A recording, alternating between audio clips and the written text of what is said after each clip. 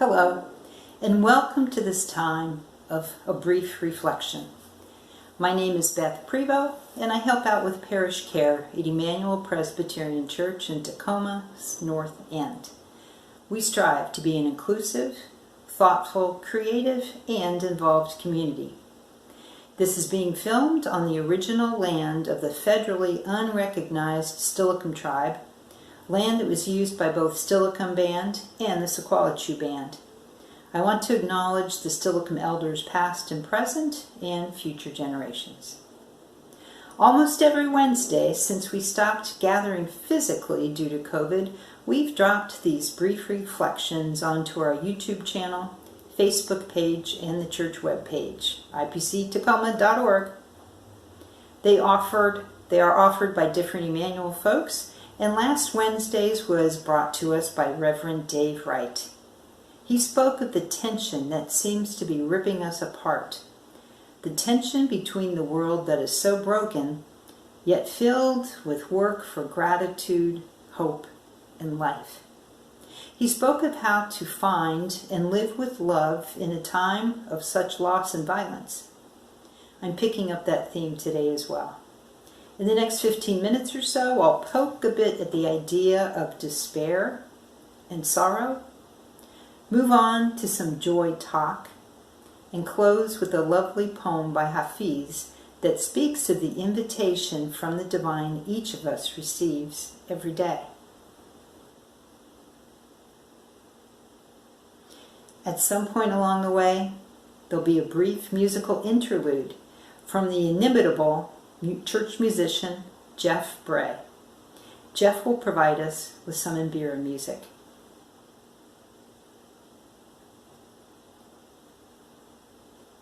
Let's begin. These days you needn't search hard to find despair. Turn on the news, talk with a friend, eavesdrop at the store. It's hard to escape. Last week Dave spoke of a world that is so broken, churning, and burning.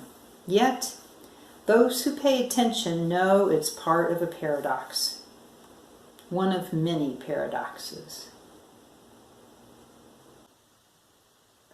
Those who pay attention know all too well the paradoxes we find in life. Paradoxes such as joy and suffering, despair and hope, life and death, fear and trust. Our IPC friend Julie Jones introduced me to a poem recently by Jack Gilbert. Jack Gilbert was born almost 100 years ago. He died in 2013 at the age of 87. I'll read one of his poems. It's rather lengthy, and a bit dark. It was written late in his life. He seems to take a fast hold on to the enormous paradox of sorrow and delight, and have a very good wrestle with it. I'll invite you to consider a few questions, which I'll read both now before I begin reading the poem, and then again when I finish reading the poem. Here are those questions. How does this poem, A Brief for the Defense, grab you? It's a little grim, not very easy to like per se, but would you want to read it again? Why or why not? Does this poem hold for you some kernel of truth or a teaching or a nugget of gold that you'd like to retain? If so, what is it? This poem is entitled A Brief for the Defense. It's in defense of what? And lastly, could this poem have been written by someone much younger? A Brief for the Defense by Jack Gilbert. Sorrow everywhere, slaughter everywhere. If babies are not starving someplace, they are starving somewhere else, with flies in their nostrils. But we enjoy our lives because that's what God wants. Otherwise, the mornings before summer dawn would not be made so fine. The Bengal tiger would not be fashioned so miraculously well. The poor women at the fountain are laughing together between the suffering they have known and the awfulness in their future, smiling and laughing while somebody in the village is very sick. There's laughter every day in the terrible streets of Calcutta, and the women laugh in the cages of Bombay. If we deny our happiness, resist our satisfaction, we lessen the importance of their deprivation. We must risk delight. We can do without pleasure, but not delight, not enjoyment. We must have the stubbornness to accept our gladness in the ruthless furnace of this world. To make injustice the only measure of our attention is to praise the devil. If the locomotive of the Lord runs us down, we should give thanks that the end had magnitude.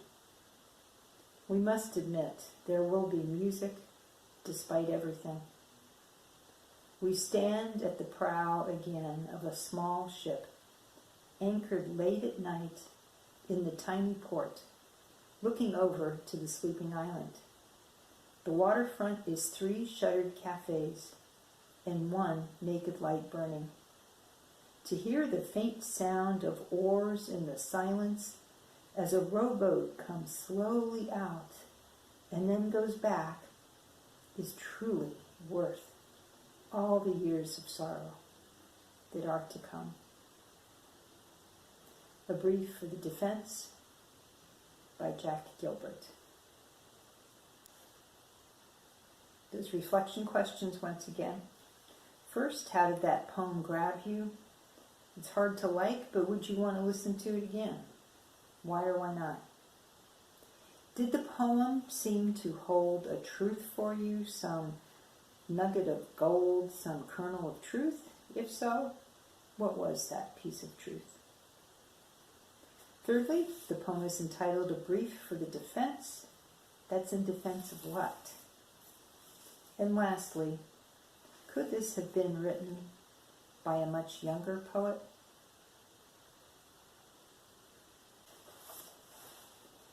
I promised you some joy talk, and here it comes. Once a month on Saturday mornings, I lead a group morning of reflection, and we used bits of this book called Spiritual Gems of Islam by Imam Jamal Rahman. We used bits from this book this morning, as well as ideas from Christian thinkers, and had a wonderful discussion and reflection time. I invite you to join us for November and or December, when we will again use snippets from this book paired with Christian thinkers and reflect on that.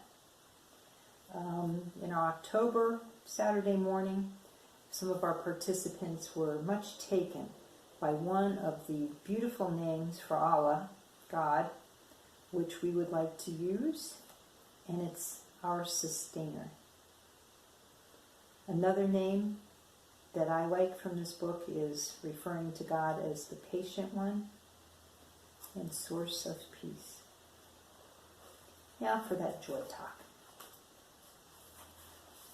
As important as it is to embrace our difficult feelings, it is also important not to wallow in them. Rumi counsels that sometimes we have to tell our sadness, enough is enough. Unremitting sadness is a blasphemy against the hand of splendor, granting us joy and hope. Why do we choose to remain stuck in our prison cell when the door has swung open to a rose garden and a mystery of light is melting the iron barriers of the windows? There comes a time when we need to speak of roses and pomegranates, Rumi says, enjoying the joy talk of the trees murmuring among themselves and nightingales sipping the nectar of sweet young fruits. From Spiritual Gems of Islam by Imam Jamal Rahman. I'd also like to note that Imam Jamal will be leading our November monthly contemplative circle. That'll be in the evening on November the 10th. You can find a Zoom link on our webpage. You might wonder just what is a contemplative circle. For about an hour and 15 minutes, we share simple practices of stillness, sound, and breath. All are welcome, but for these monthly contemplative circles, we especially invite all traditions, all persuasions, and all seekers. Hope to see you there for November 10th with Imam Jamal. Hi everybody, my name is Jeff Bray, and I'm going to be playing a song on the mbira, which is an instrument from Zimbabwe, specifically the Shona people of Zimbabwe. It's an instrument with a very long history, and I'm going to be playing a traditional song called Chipembere, which some people call Tipembere, which means let us celebrate. So it's a song of celebration, and this instrument is played using the 2 thumbs and the 1 index finger to make many, many melodies all at the same time.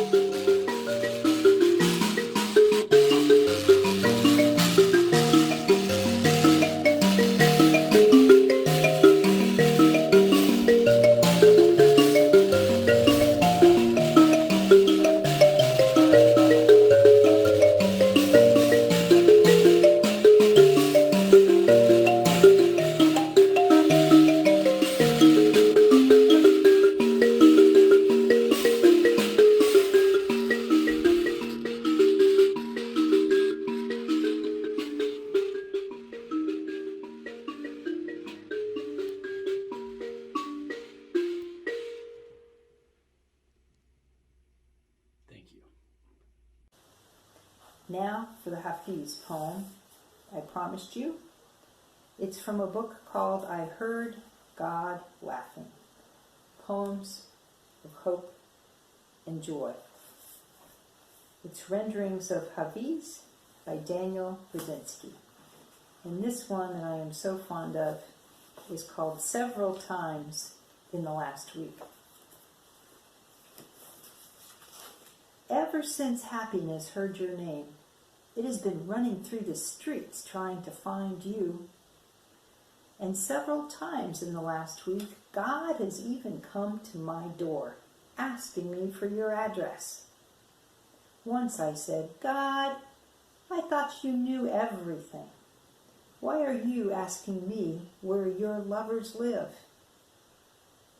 And the beloved replied, Indeed, Hafiz, I do know everything, but it is fun playing dumb once in a while. And I love intimate chat and the warmth of your heart's fire. Maybe we should make this poem into a song. I think it has potential. How does this refrain sound? For I know it is a truth. Ever since happiness heard your name, it has been running through the streets, trying to find you. And several times in the last week, God has come to my door, so sweetly asking for your address, wanting the beautiful warmth of your heart's fire. Several times in the last week. Well, I hope this time together has been helpful for you in some way. I'd like to close this out now with a blessing that was written by the Reverend Jenny Rake Morona. Jenny occasionally creates these videos for our YouTube channel, webpage, and Facebook page. And this blessing is one that comes from a March meditation she did. As you follow your hearts, even into the territory of your fears, as you tend to the places that are calling out to you, as you come to know yourselves just a bit better in this uninvited time apart, may you also discover the one who has always known you, always been with you, always loved you, and always will. And so may it be for each of us until we are together again. Peace be with you.